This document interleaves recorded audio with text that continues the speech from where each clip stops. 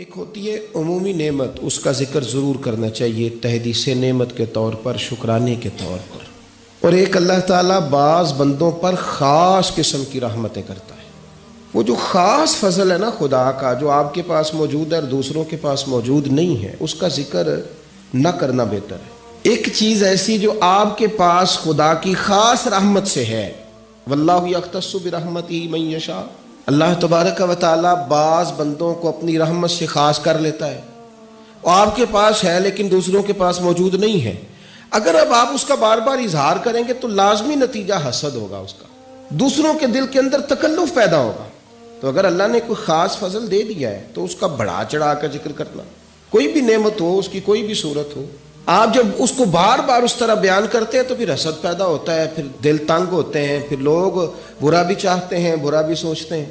اقبال کے استاد صاحب سے کسی نے کہا کہ آپ نے کمال کر دی، اقبال جیسا شاگرد تیار کیا. تو ڈاکٹر اقبال کے استاد فرمانے لگے میں نے تو ساری کلاس کو ہی پڑھایا تھا، میں اس کو الگ سے تھوڑی لے جاتا تھا، میں نے تو سب کو پڑھایا تھا، بس کلاس میں اقبال ایک ہی تھا.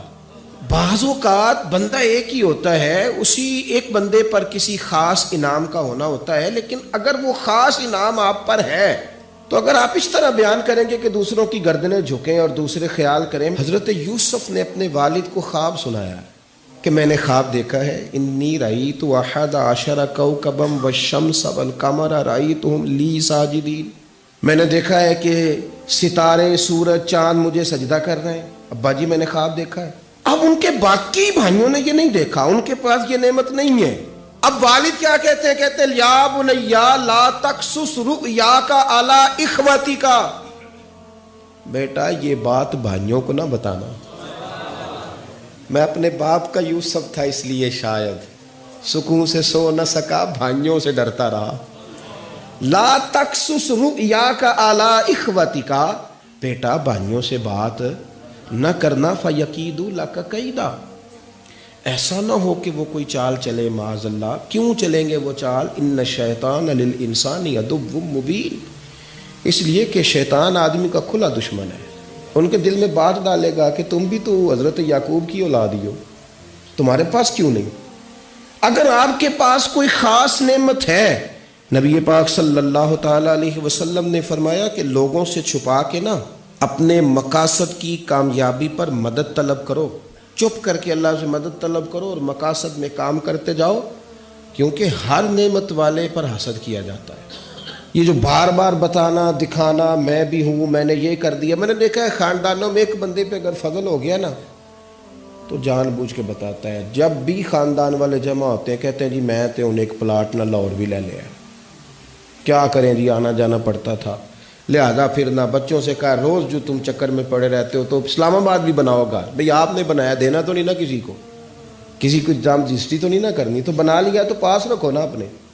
کہنے کی کیا ضرورت؟ او میں نے تو جناب ایک گاڑی ہوتی تھی میں لے جاتا تھا تو بچوں کو تکلیف ہوتی تھی تو میں نے ایک اور خرید لی ہے. کس کو بتا رہے ہیں آپ؟ کیوں بتا رہے ہیں؟ صرف اس لیے کہ آپ پر حسد کیا جائے. پھر آپ کہتے ہیں پتہ نہیں کیا بن گیا. کیوں اس طرح اظہار کیا جاتا ہے اپنے رازوں کا؟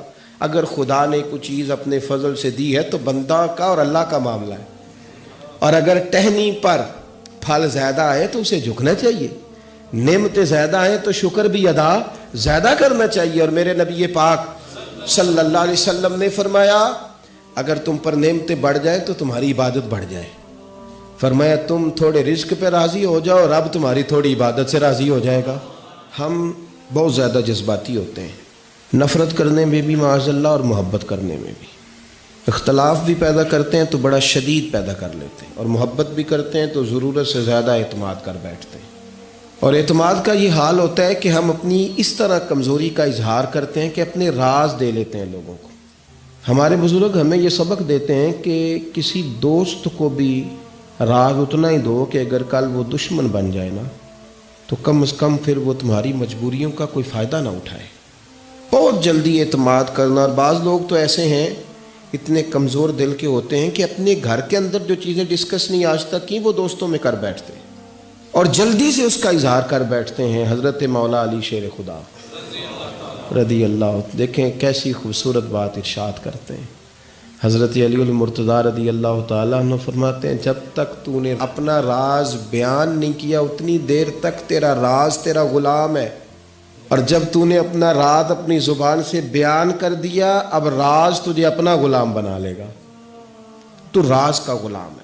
اب تو اس کی غلامی میں زندگی گزارے گا، تو ڈرے گا کہ یہ اس کا ذکر نہ ہو جائے، یہ پتہ نہ چل جائے۔ ہمارے پاس تو بہت بڑی بارگاہیں ہیں، خدا کی بارگاہ، محمد مصطفیٰ کی بارگاہ صلی اللہ تعالی علیہ وسلم۔ تھوڑی دیر رات تنہا بیٹھیں مصلی پہ، اپنی باتیں اللہ رسول سے کریں یا اللہ والوں سے کریں، دعائیں لمبی لمبی مانگیں، درود پاک تنہائی میں پڑھیں، وہاں راز کہیں جہاں پردہ پوشی بھی ہوگی، اور جب آپ اللہ رسول کی بارگاہ میں دکھ سنائیں گے تو کرم بھی برسے گا۔ لیکن دنیا داروں سے ہر راز کی بات کہہ دینا اور ہر چیز بیان کر دینا اور اپنے گھر کی ساری باتیں باہر لے آنا، یہ کوئی زیادہ درست مسئلہ نہیں ہے۔